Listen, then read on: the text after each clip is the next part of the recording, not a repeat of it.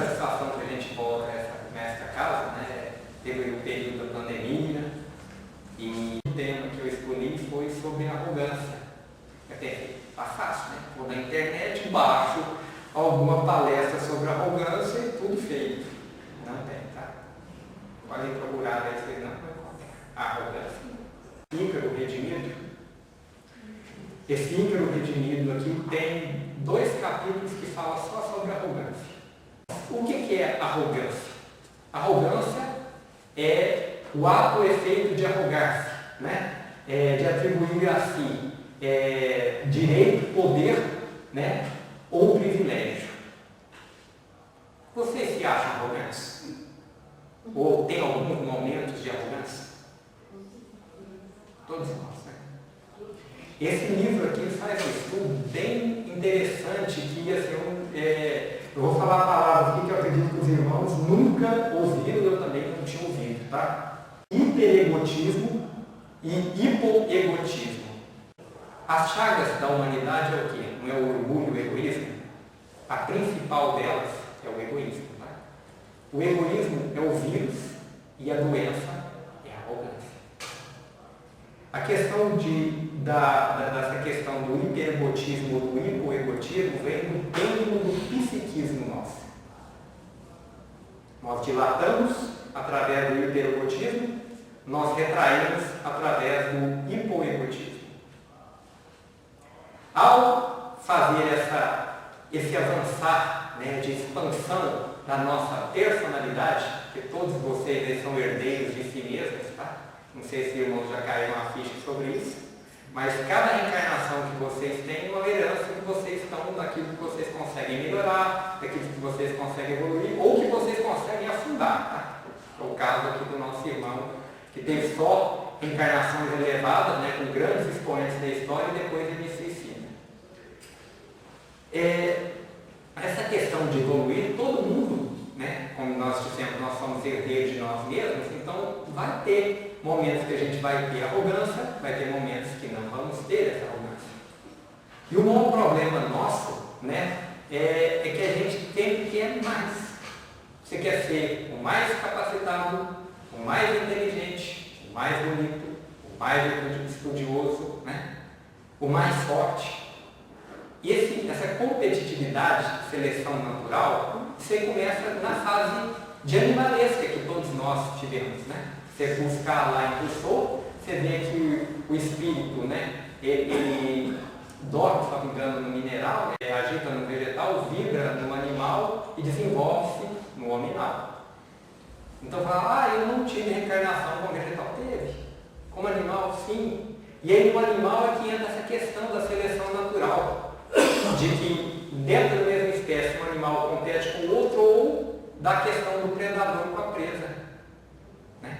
O predador vai vencer e a presa vai ser devorada. E aí a lei da sobrevivência. Nós trazemos essa informação para a fase nominal, em que nós vivemos num mundo, né, hoje, né, nessa nossa modernidade, de alta competição. É uma pressão imensa que a gente sofre. Estava conversando com o nosso presidente aqui. Nos nossos trabalhos é cumprir meta, né?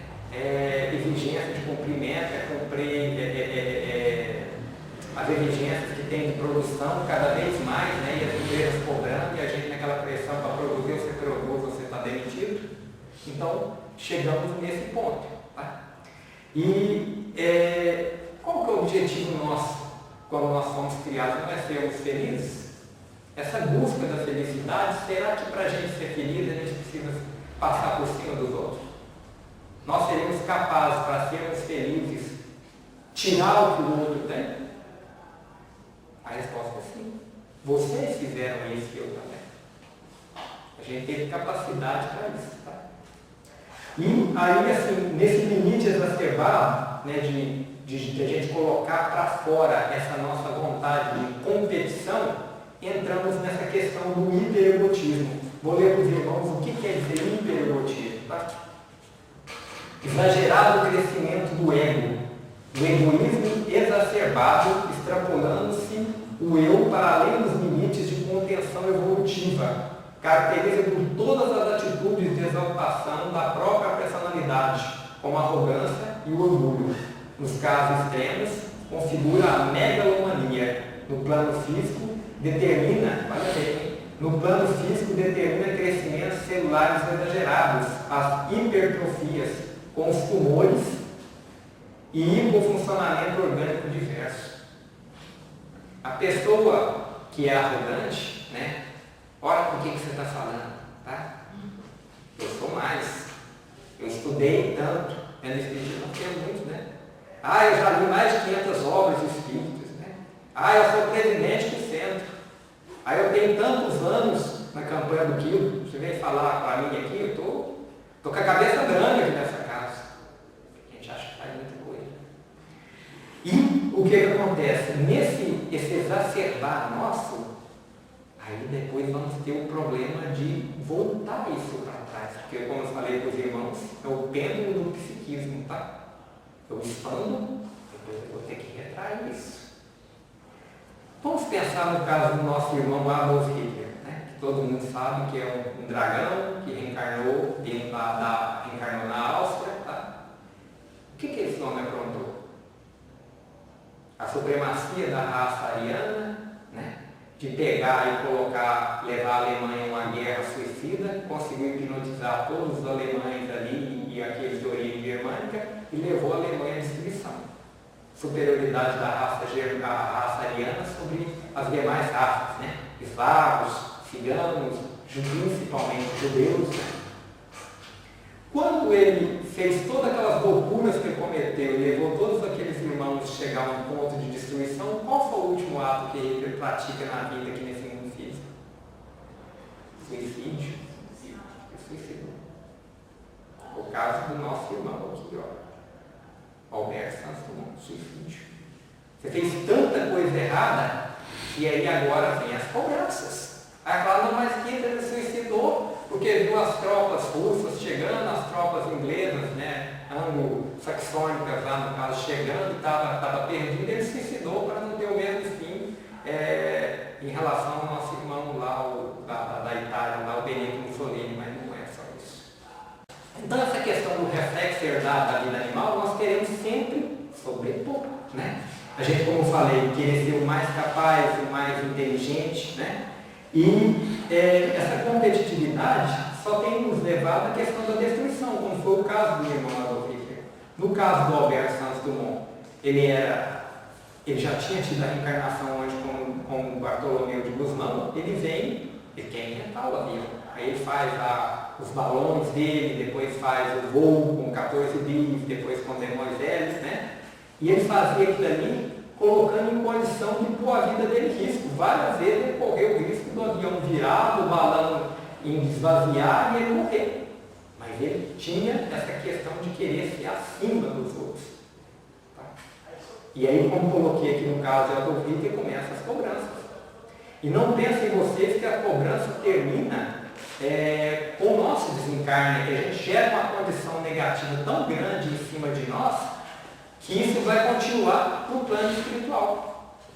Que aí a gente entra no tema, na questão do que é o hipoegotismo. É o que a gente exagerou, agora vem as cobranças. Hipoegotismo.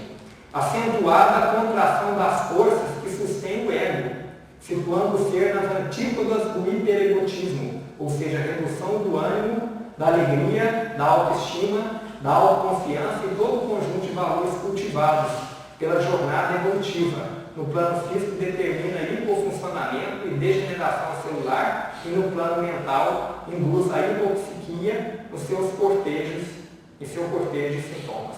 Quando eu falei sobre hiperegotismo, eu falei que no plano físico aqui, como diz, crescimento celular exagerado, tumor. O que é isso? É câncer. Nós mesmos estamos tentando nos corrigir o excesso que eu pratiquei, né? De eu ser o mais inteligente, de eu ser o mais capaz, de eu ser o mais forte, de eu ser o mais bonito, tá? Sempre mais.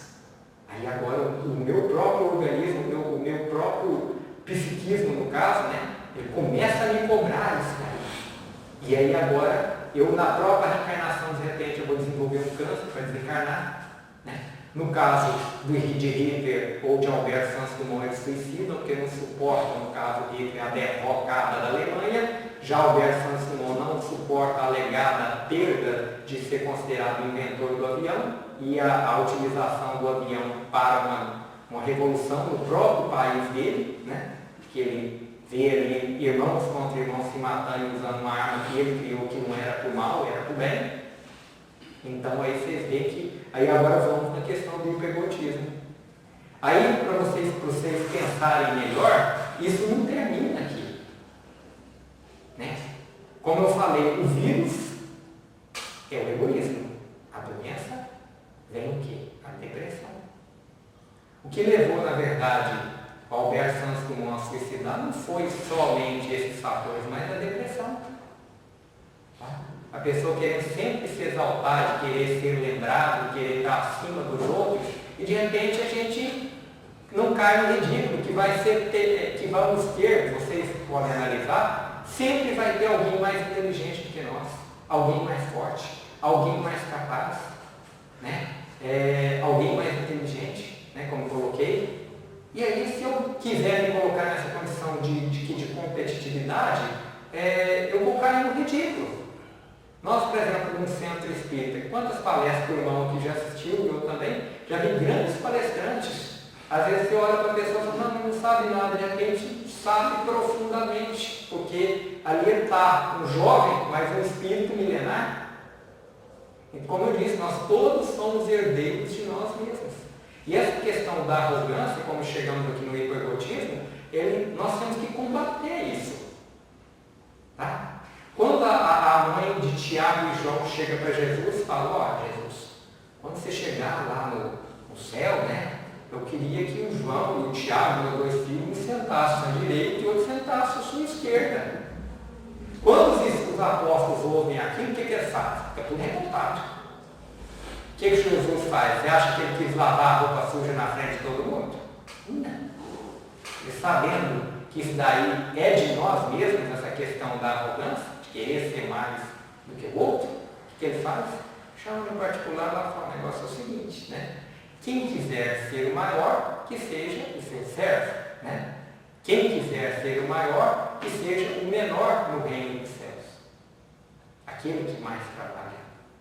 E ainda fala, os lugares lá, eu não posso falar quem vai sentar à minha direita, quem vai sentar à minha esquerda. Aí a mãe dos meninos pega e fala, peraí, eles podem sorver o cálice de fel que eu vou sorver? Jesus pergunta para eles. Nós podemos.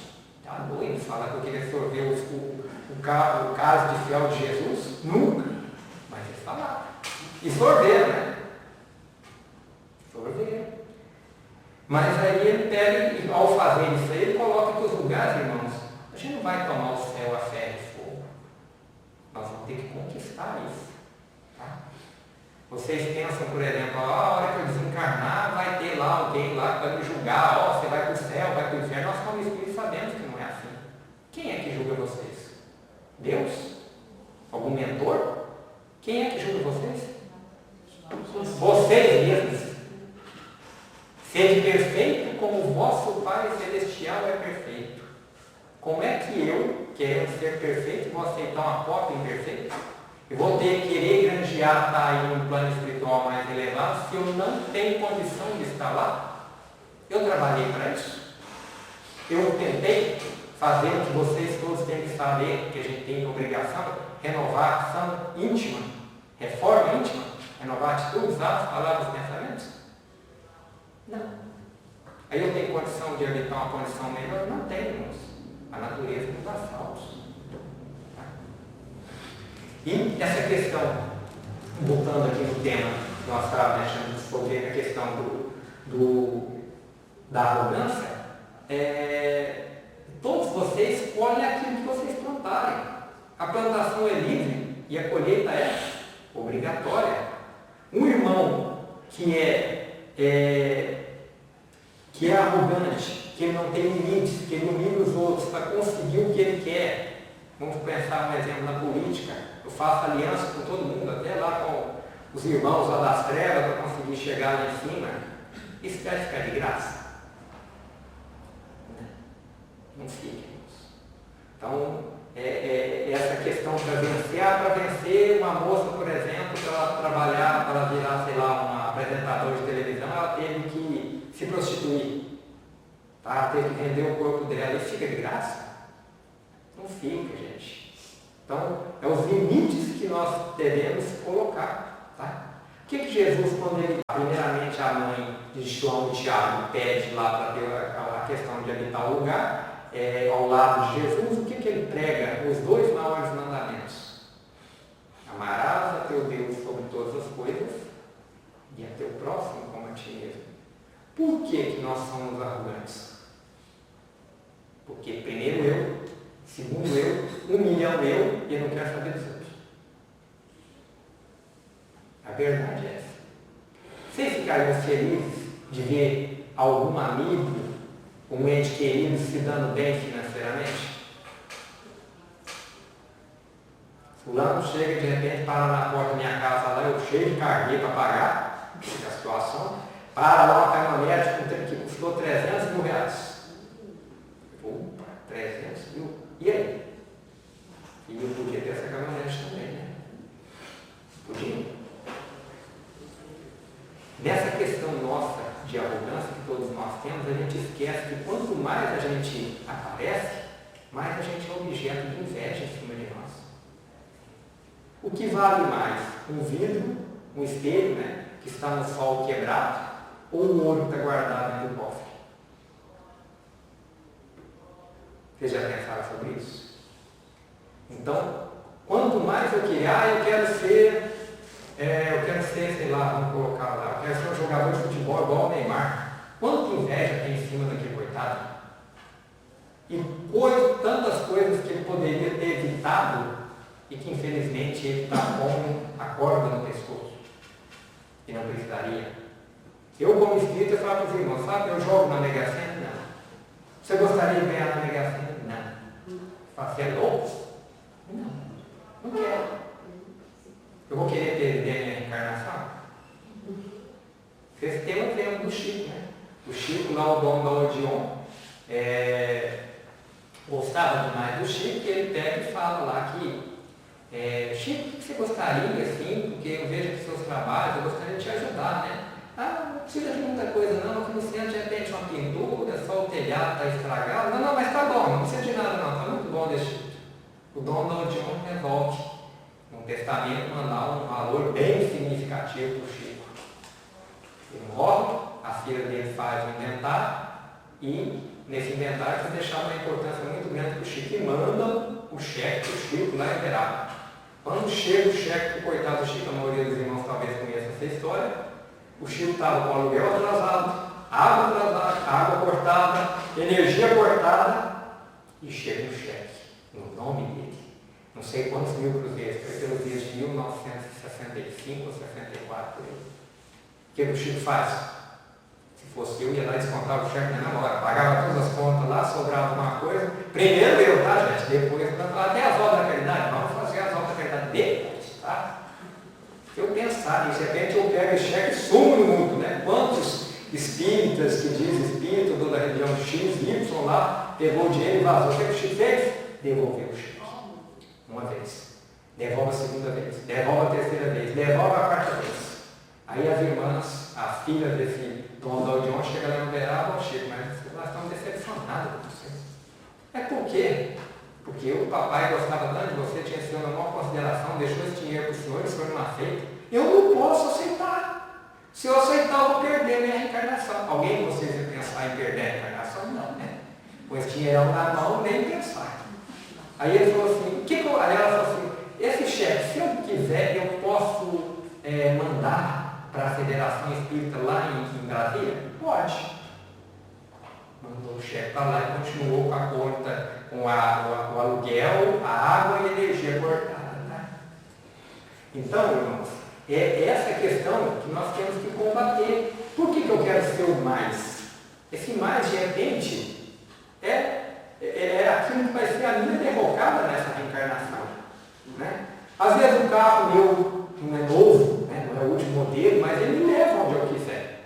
Tá? Eu tenho uma televisão lá em casa que não é aquela lá de 65 polegadas, tá? Não é uma tela de cinema, mas ainda dá para enxergar direitinho, funciona bem. A minha casa, ela é uma casa velha, mas assim, ela não está goteirando. Tá bom a casa. O emprego que eu tenho, é uma merreca. Tá mais, olha, eu não roubo. Tá? Eu pago minhas continhas em dia, não tá bom? Eu falo, não, eu quero mais. Aí você fala assim, tá errado em querer mais, irmãos? A gente lutar, porque essa questão da arrogância, isso aí inicialmente foi colocado em nós, é para o bem. O problema nosso é que a gente não sabe medir o excesso, tá?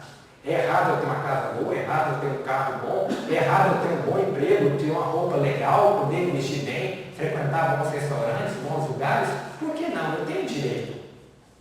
Só que esse direito, que eu consegui alcançar ele, eu posso alcançá-lo, desde que não seja tirando o lugar de ninguém, tá? Aí eu estou lá no emprego lá, aí vai vir uma promoção. Aí eu invento alguma coisa sobre meu colega lá, que é muito mais capaz do que eu, a promoção não vai para ele, vem para mim. Agora eu sou o chefe. Agora eu vou pisar em cima de todo mundo. Olha o que eu acabei de fazer para mim. Eu não acabei de colocar o laço no meu pescoço e me intimidar? Essa é a reencarnação que vocês estão vivendo e que eu vivo também, né? Isso que Santo Agostinho fala, a hora que a gente acorda agora e a hora que a gente for deitar, fazer um resumo, né? Um auto-julgamento do que foi o meu dia. E esse resumo aí é que a gente vai fazer essa reforma íntima, que a gente não sente, tá? Eu falei também, irmãos, que essa questão da arrogância, ela continua do lado de lá, tá? Porque nos gera aqui uma depressão. Irmãos, por que as pessoas, nesse caso aqui, chega a depressão tão profunda e chega a suicidar? Às vezes, na atual reencarnação, a pessoa não tem nada. Mas ela, diante dessa cobrança que ela mesma se faz, é uma pessoa tímida. Às vezes o pai e a mãe pagam uma boa escola para ela se formar e ela não vence como profissional. Aí fala, fulano é um fracassado, fulano é isso, fulano é aquilo. Mas às vezes ele não vai brilhar. Porque ele mesmo se autopolicia. Ele mesmo se prende, ele não deixa ele chegar mais longe. Porque se ele chegar mais longe, ele estaria voltando a ser o que ele era antes. Como eu brinquei com vocês lá que eu não queria ganhar na Mega Sena, porque Deus não dá asa para a cobra. Se der para mim, eu vou aprontar. Eu me conheço. Então não sei quanto a vocês, eu falo de mim, tá? Então, nessa questão ali, a gente tem que realmente procurar ver que se o irmão está nessa depressão que pode gerar um suicídio, o que é a primeira coisa que ele tem que fazer? Praticar muita caridade, meus irmãos. O amor cobra uma multidão de pecados. Todo mundo conhece aquela historinha do rapaz que quer perder o braço? Conhece? O irmão tinha programado para pegar e perder o braço, ia trabalhar numa serraria, né? E ele, desde que nasceu, ele passou a ser uma pessoa caridosa, sempre trabalhando abnegadamente no bem. E aí, ele pega, no dia acertado lá para ele perder o braço, no descuido dele, ele perdeu a ponta de um dedo. Aí vocês falam assim, mas ele era para perder o braço, por que ele perdeu só a ponta do dedo? O amor, meus irmãos, cobra uma multidão de pecados. Então, essa pessoa deprimida, que foi arrogante no passado, o que ele tem de fazer? Trabalhar igual nós temos do espiritismo, dentro do catolicismo, dentro do protestantismo, seja a religião que ele queira. Trabalhar, fazer muita caridade. Tá? E ao mesmo tempo pedir perdão, né? Acho que a maioria de nós não faz esse exame de consciência. Tá? Se Deus é justiça, irmãos, nada é por acaso que acontece na vida de vocês. Se vocês estão pagando alguma coisa, é porque vocês devem. Vocês já fizeram esse exame de consciência? Eu tenho um menino, um filho de 6 anos e o meu filho é adotivo. E eu sou estéril. Eu estive lá em Araguari com a nossa irmã Lívia, não sei se os irmãos conhecem lá a casa de Alá, né? Lá em Araguari. Aí antes de adotar o meu menino, né, já estava com 4 ou 5 anos de casado, eu peguei, estive lá e falei, Lívia, eu sou casado, minha esposa é jovem, eu doido para ser pai. E até agora nada, né? E ela falou assim, mas você não veio para ser pai biológico? Ele falou, meu filho, por quê? Aí ela pegou assim, você não veio porque você é estéril. Eu falei, estéril. Que estéril, por exemplo? Eu não sou estéril. Faz exames, fiz, descobri que era estéril. Aí nesse dia eu perguntei para ela, eu tenho vontade também de adotar pelo menos filho adotivo eu posso? Espiritualidade aí deixa, pelo menos isso? Então, filho adotivo eu pode. E eu consegui adotar depois de muito tempo. Eu voltei lá a segunda vez lá com a Lívia, ela queria adotar uma menina, não deu certo, aí veio, ela falou, tenta um menino, e eu consegui adotar um menino. Aí você falou, onde você quer chegar com isso, irmãos? Nada de graça. Essa situação minha de ter adotado um filho, de não ser pai biológico, é um resgate. Todos vocês estão resgatando coisas do passado, tá?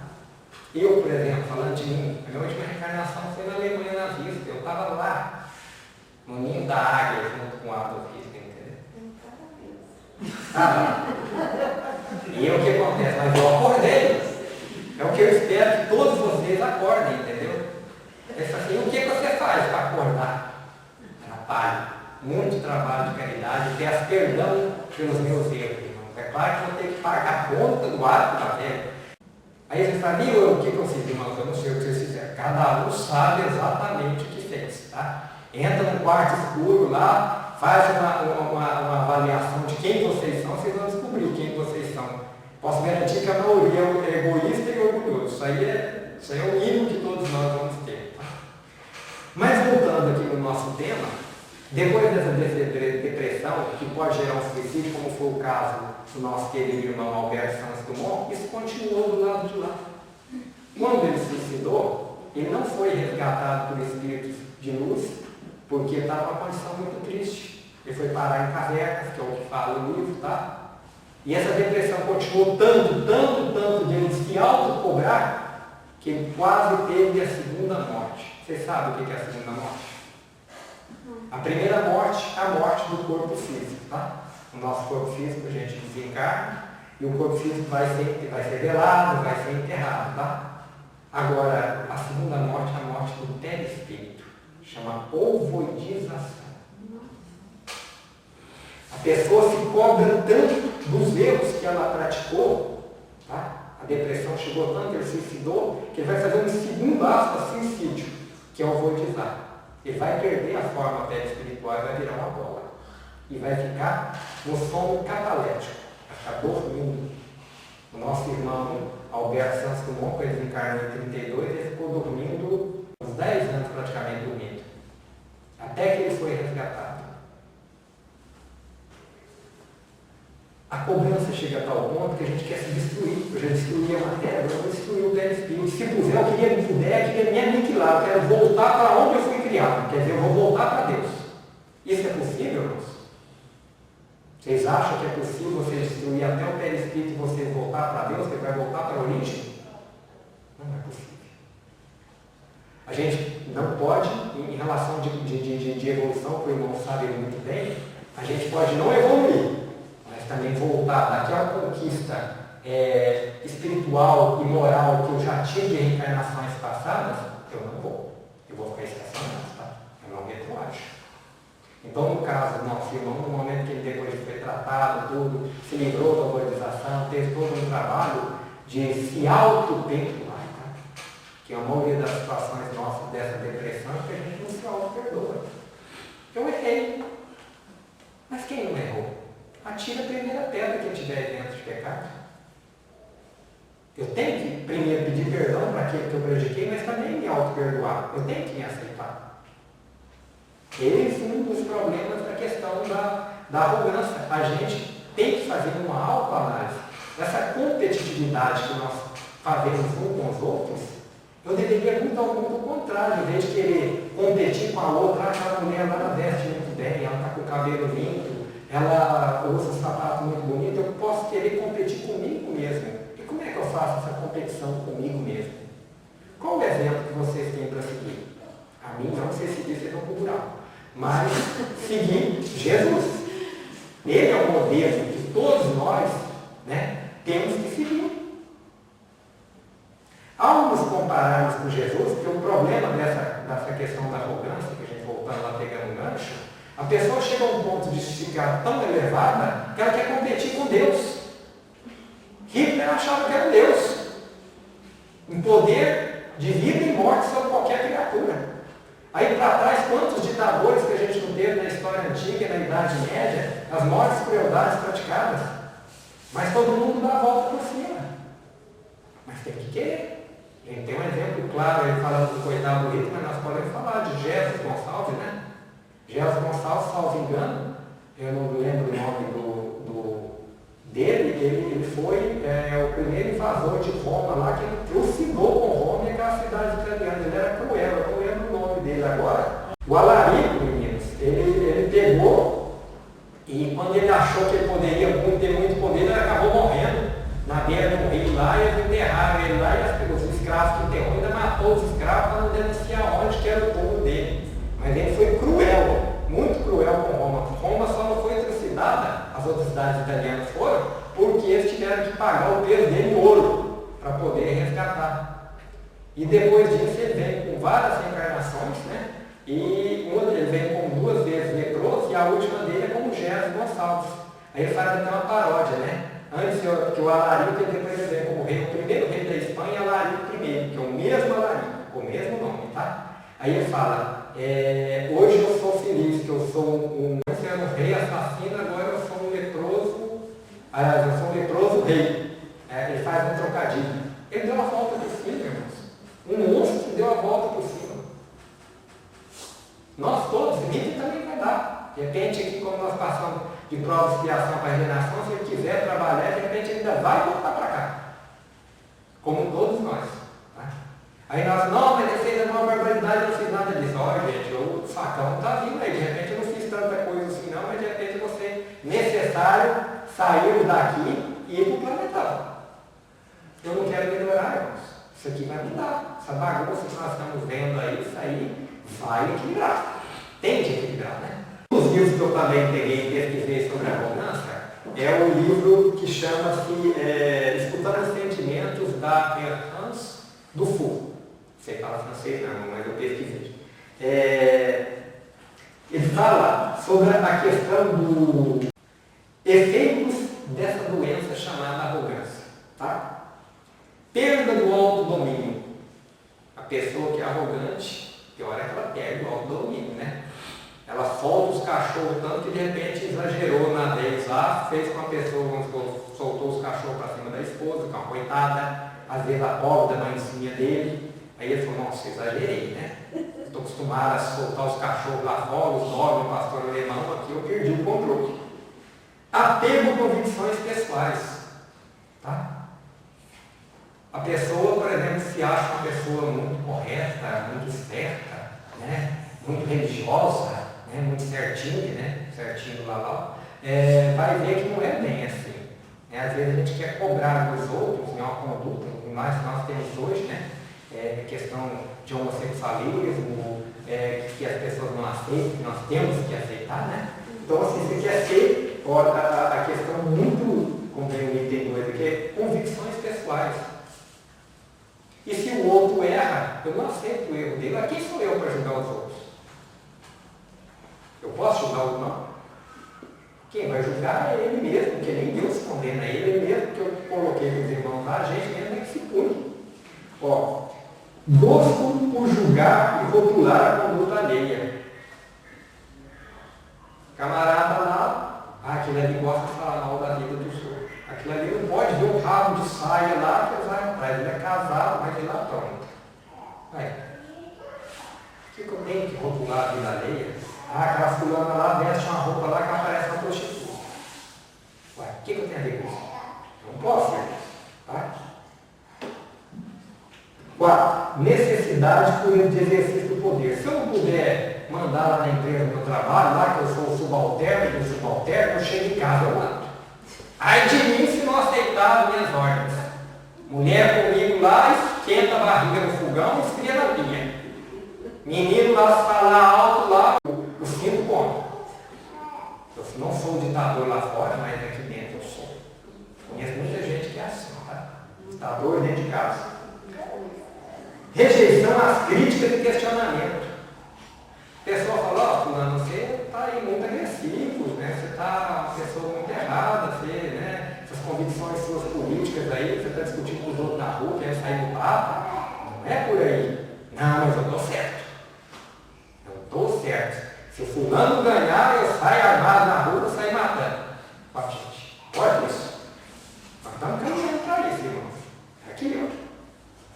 Necessidade de exercício do poder, rejeição a crítica e questionamento. Negação de sentimentos. Quantas pessoas são duras de coração? Né? O pai que não beija o rosto do filho. Não, lá em casa que é homem, o homem que é homem não beija o rosto do outro. Não tem essa conversa comigo, não. Essa história aí de igualdade, sexo, de poder ir dentro do banheiro aqui, isso não existe, não. Tá? Negação de sentimento, não tem afeto. Eu falo por mim, eu não tinha coragem de beijar meu pai, porque achava que aquilo ali me diminuía como homem. Aí eu tive 11 meses para cuidar do meu pai com câncer, mas eu beijava, eu agarrava, eu beijava os pés dele, eu ficava olhando, falando, o que é isso? O que você está fazendo? Eu sabia que a vida dele estava curta, eu beijava ele desmesuradamente. Por quê? É um erro que a gente cometeu. Por que o homem não pode beijar? Pode. É afeto, é carinho, é amor, tá? Eu não fazia isso. Ter resposta para tudo. Você já viu aquelas pessoas que tudo ela sabe? Ela dá palpite em tudo, às vezes dá até as bolas fora, outras não. Isso aí é o que a gente tem que fazer, por exemplo, eu trabalho no grupo, lá no Centro Espírita Pedro Bem, que a gente faz estudo. Muitas das vezes pede a palavra lá, as pessoas vão comentando assunto que eu poderia falar. Falei, isso eu sei. Mas se eu ficar falando tudo que eu sei, eu vou aparecer demais. E se eu vou aparecer demais, as pessoas vão achar que eu sou pedante. E se eu sou pedante, eu sou chato. Então as pessoas não vão querer conviver comigo, achar que eu estou ao 10, né? Vamos baixar a bola. Vamos deixar aquele que às vezes não sabe tanto, mas dá oportunidade para ele falar. Às vezes ele está precisando daquela oportunidade para falar, para ele começar a desenvolver. Né? Mas não, eu quero ofuscar. Só eu que tenho que brilhar. Ninguém brilha, só eu. Ou egoísmo, arrogância. Tá? Desprezo aos esforços alheios. Não, porque o presidente lá do centro está velho, lá não está dando conta de nada, precisa de gente nova lá. Vai fazer o que ele faz. Eu trabalhei, como comentei com o nosso irmão aqui, no Fé Esperança e Caridade, com o nosso irmão José Gonzaga. Não sei se os irmãos conhecem. A família Gonzaga é uma das famílias mais tradicionais aqui do Berlite. Aqueles irmãos saíram pedindo em tudo quanto é instituição aqui de Uberlândia, ia em bancos, ia em comércios, ia em indústrias, em fábricas, ele ia até aquele sorriso gracioso, ele pedia para as caridades lá do nosso centro. Aí muita gente fala, esse homem está velho, ele é ignorante, ele como você está atrapalhando o centro. Aí eu falo, não, gente, vocês fazem o que ele faz. Eu sou do tempo no Fé Esperança e Caridade lá, que nossa campanha do Quilha Peregrinação era feita pela mocidade. Eu trabalho agora no Obreiro Bem, estava comentando com os irmãos, não tem mais. Os nossos meninos da mocidade não querem fazer campanha do Quilha, não querem fazer peregrinação. Eles só querem coisas diferentes. Algum estudo, cantar, coral, isso eles gostam, mas falar, vamos lá, não vamos. Tá? Então, às vezes, a gente quer substituir o outro e o outro está muito capaz, ele não dá conta de fazer. Um chefe de família, ou uma chefe de família, quantas mães que são chefes de família, vai fazer o que ela faz, levanta de madrugada, cuida dos filhos, trabalha, chega, vai lavar roupa, arruma toda a casa, né? Ué, gente, não é assim. Desprezo pelos esforços alheios. Imponência nas expressões corporais, o cara saradão, né? Já chega, por exemplo, na fila, dá uma peitada no lá e já empurra. Quer tirar a satisfação, né? Vem comigo. Eu não vou, né? Já vou embora da hora, porque não dá. Vamos nós aqui. Personalismo, né? A pessoa, se ela, como eu posso dizer, sempre sabe mais, tudo que ela faz está certo, ela não erra. Né? É o mundo dela. Autossuficiência nas decisões. Gente, quantas decisões importantes a gente errou na vida? Faça um exame vocês de autoconsciência. Que se vocês tivessem ouvido o papai ou a mamãe, não tinham sofrido. Erros, mocinho, papai, rapazinho que briga com o pai, vai morar na rua, né? Cai vamos supor, com má influência de colegas, vai usar droga, né? Ou inicia a vida sexual muito cedo. Não estou julgando, não, pelo amor de Deus. Essa questão aqui de se achar, eu sou jovem, coroa não sabe nada não, eu sei. Autossuficiência da pessoa, um bloqueio na habilidade da empatia, né?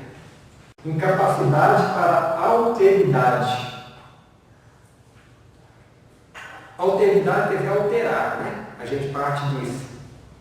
A gente está sempre querendo renovação. O velho está fora de moda.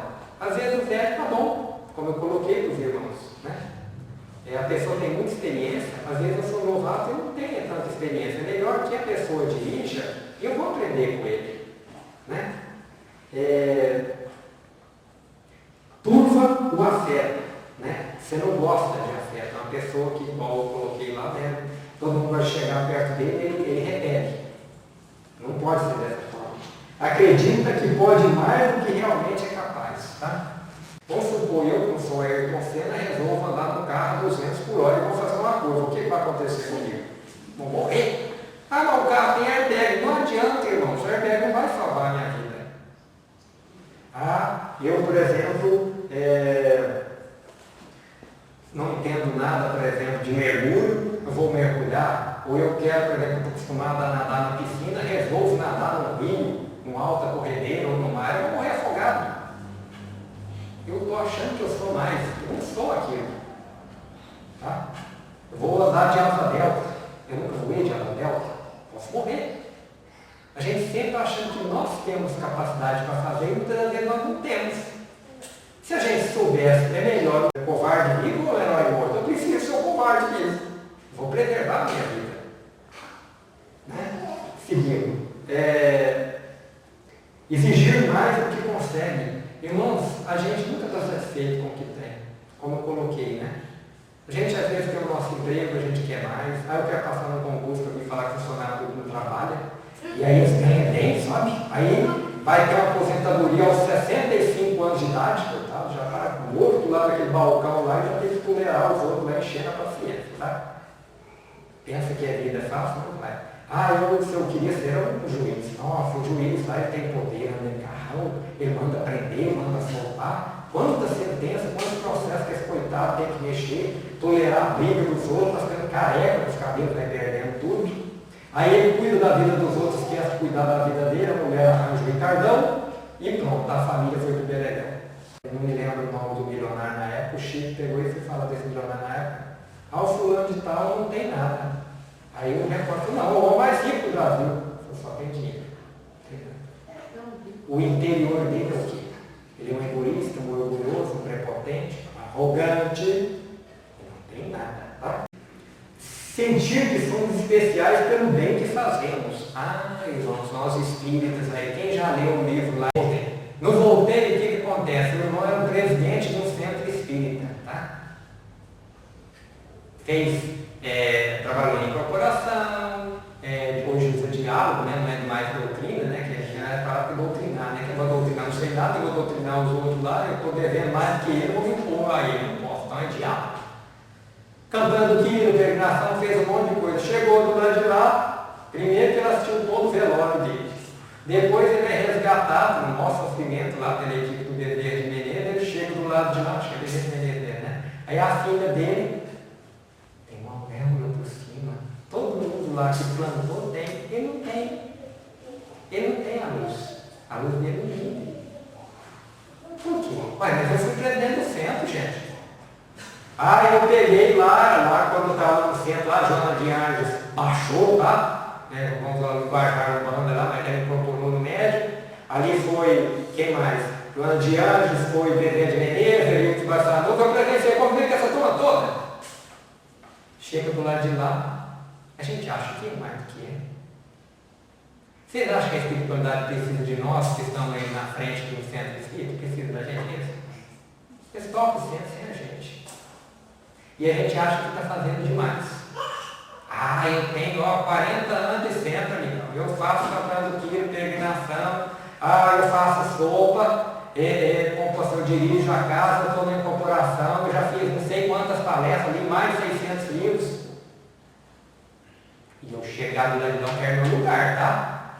É um lugar bom. Nem com essa história de me mandar lá atrás. Eu quero ir lá para o nosso lar, tá? Está cheio de espírito, todo mundo quer ir para o nosso lar. Eu quero ir para lá, não quero essas colônias ralé, não, quero ir para lá. Será que eles vão aceitar isso? Não vai, irmãos, a arrogância. Nós, espíritas, somos mais endividados, porque a gente começa a achar que a gente fez alguma coisa e, não, eu estou bonito na fita, né? Vou chegar para de lá, vão tocar trombeta, vão fulano desencarnou, Jesus vai até me receber. Vai, aí demora, né? Acreditar que temos a melhor percepção sobre as responsabilidades que nos são entregues em nome do Cristo. A gente acha que a gente sabe tudo. Não, eu tenho muito tempo de religião, aí eu fui católico, eu fui evangélico, eu fui umbandista, eu fui várias religiões, eu sei, eu estou preparado, mas e a responsabilidade não chega para mim, mas será que eu estou preparado mesmo? Eu vou lá no centro lá, gostaria de incorporar, mas não baixa nem o espírito em mim, já li não sei quantos livros lá, eu fico lá, não é nada, não dou final, não dou choque, não diz isso, nada, mas eu não estou preparado mesmo. Pô, vocês acham que a espiritualidade vai dar facilidade, eu vou ter facilidade para poder incorporar se eu não me preparei para isso? Às vezes eu acho que eu me preparei. Aí eu vou ser um presidente ou um espírita que vai estar lá servindo, mas isso não está bom, gente. A gente tem mania de achar que só o médico é o cara, né? O médico ele incorpora, ele psicografa, esse que está na tarefa, todo mundo procura quem que é o médico aí. Às vezes ele que está ali fazendo a limpeza, né? Limpando o banheiro, está catando lixo, tá ali ralando, cortando verdura para fazer a sopa. Gente, tem muito mais elevação do que nós. A prepotência, de novo, olha a arrogância. Tá? Julgar apto a conhecer o que passa no íntimo do nosso próximo. A gente agora tem mania de interferir na vida dos outros, né? A gente acha que não sabe tudo. Então, se você fizer desse jeito, vai dar certo. Vocês vão ver tudo errado. Tem que mudar a sua vida. Você gosta de bebida, de fumar, de sexolatria, você só vai procurar. Ó, fulano fez isso, só morreu. Começamos a achar que nós tem que mirar no meu exemplo. Né? Vai na minha, cola na minha que você vai bem. Vai se dar, né? Julgar apto a conhecer o que passa no nosso próximo e desprezar o valor alheio. Gente, vocês todos têm valor. Tá? Cada um de vocês está numa experiência de vida, está num nível evolutivo. Não é porque o outro incorpora, não é porque o outro é presidente do centro, não é porque o outro ela faz o trabalho lá de enxoval. Cada um está fazendo o seu melhor. Mas a gente tem que procurar, como a gente viu aqui, evoluir, renovar atitudes, atos, palavras e pensamentos. Porque o nosso tempo, irmãos, todos vocês sabem, né? Igual nós colocamos aqui, nós estamos passando de própria expiação para a regeneração. Então a gente fala, nossa, o mundo está perdido, é guerra na Ucrânia, é violência, é tudo de coisa errada. Mas não está, gente. Jesus está no comando. Tá? Aqueles que se desesperarem em fazerem loucura, ou que se excitarem quando chegamos aqui no nível da arrogância, pena deles, tá? Não se desesperem, cumpram o tempo que todos vocês têm para cumprir aqui na Terra, tá? Mas renovem atitudes, atos, palavras e pensamentos.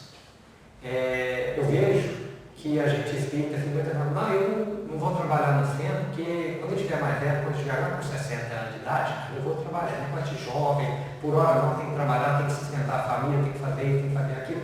Quando eu estiver lá com 60 anos de idade, aí eu vou trabalhar no centro, tá? Aí eu chego com 60 anos de idade, não, agora, veja bem, eu tenho meus netos para cuidar, eu estou cuidando da minha filha que largou do marido, e o desculpismo sempre vai ter, tá? E aí vocês vão ser o que, irmãos? Cobrados. Mas assim, Deus vai me cobrar, o meu mentor vai me cobrar, o anjo de guarda, o espírito protetor vai me cobrar, não, quem vai cobrar são vocês mesmos. Estão tendo a oportunidade de trabalho. Quem já leu o livro Nosso Lar, vê lá o que o nosso irmão André Luiz sofreu para arranjar emprego lá de lá. Nem a vassourinha para ele catar as folhas lá, igual deu para o nosso irmão lá de Uberaba, lá, que era o presidente do sanatório lá, ele dera a vassoura lá para ele varrer. E aí nem isso, a gente quer trabalhar e não vai poder, mas vocês vão aparatar o tempo de vocês. Aí eles falam assim, não, mas eu já estou com 80 anos de idade, é tarde para mim. Não, é tarde, irmãos. Isso aqui é só uma reencarnação. Ainda que eu estiver lá nos últimos instantes, eu conseguir mudar alguma coisa, de melhorar o meu eu, ponto para mim. Isso vai me valer do lado de lá. O perdão que eu peço para alguém, a reforma íntima que eu faço, tentando melhorar, vai valer para vocês, tá? Então, que vocês gravam em relação a essa questão de arrogância? É algo que nós temos que combater na gente. Tá? No momento que eu vi essa questão dessa arrogância crescer em mim, ó, corta. Aí eu sei demais, eu já não sei mais nada. Eu brilho demais, agora eu vou ofuscar meu brilho. Vocês querem maior exemplo que Jesus? Desce lá no sol onde ele habita, né? Ele é uma usina nuclear tipo Itaipu de tanta luz, e vai apagando a luz. Que sofrimento que ele teve para estar aqui há 2.000 anos atrás, aqui na Terra, para apagar. E mesmo assim ele não conseguiu enganar muita gente, não, tá? Enganou muitos, que não viu quem ele era. Mas vocês lembram lá do centurião, né? Que o Herodes manda perseguir Jesus, né? Para ver quem que era ele, que achou que era a reencarnação de João Batista. Ele falou: quilômetro desse mundo. Do cabelo dele, das mãos dele, sai luz, sai raio para tudo quanto é lado. Esse homem não é desse. Tá? Então, ele se baixou a luz. E por que nós teremos expandir a nossa luz? Querer ser o que nós não temos direito a termos. A hora que a gente chegar no plano espiritual, nós vamos ser cobrados por isso, por querer ser o que eu não sou. Vamos ser humildes e querer para o nosso próximo, para o nosso irmão em Jesus, em Deus, quero dizer, o melhor. Eu vou ficar feliz com a vitória dele, vou ficar feliz que ele passou no concurso, vou ficar feliz que ele comprou uma moto, que ele comprou um carro, tá? Que ele está bem, que ele está saudável, que ele casou, que ele encontrou uma pessoa boa. Vou ficar feliz com o meu irmão. Porque é assim que é. Senão nós não estamos seguindo o segundo mandamento. Amarás a teu próximo como a ti mesmo. Eu quero o melhor para mim, eu quero o melhor para a irmã, para sentar aqui. Quero que ela seja feliz, que tudo dê certo na vida dela. No momento que a gente começar a fazer isso, aí o egoísmo vai embora. E sermos humildes, irmãos. Nós não sabemos nada, nós não somos o mais forte, nós somos inteligentes, não somos o mais belos, não somos o mais capazes. Se a gente conseguir fazer essa receitinha diária, pode ter certeza que o nosso desencarne, às vezes, vai ter Jesus nos esperando, né? Mas vai ter uma espiritualidade lá, aqueles entes queridos que já nos precederam, que vão estar lá nos esperando. Melhor do que cobradores, né? Não é? Então a gente já deu um salto para diante. E quem sabe ganhar esse planeta, tá? Porque nós temos que ganhar essa reencarnação e ganhar o planeta. Aí é que é o bicho, né? Porque se nós não fizermos isso, falar, não, mas vamos tirar daqui. Não, gente, eu mesmo que tiro. Aqui vai ficar a renovação de atitude, você vai largar o carro com a chave no contato, o ladrão não vai levar. Eu vou deixar dinheiro em cima da mesa e ninguém põe a mão, meu R$100 está lá, vai ficar lá. 200, né? Agora a nota maior. Então, ninguém vai querer isso. É dele, eu não ponho a mão. Tá? Então, irmãos, fica para vocês pensarem sobre isso, da reforma íntima, né, e combater, cada um de vocês, a questão da arrogância. Que isso só vai levar vocês ao descaso e de serem vítimas de si próprios, como colocou aqui na própria lição. Fiquem todos com Deus e muito obrigado.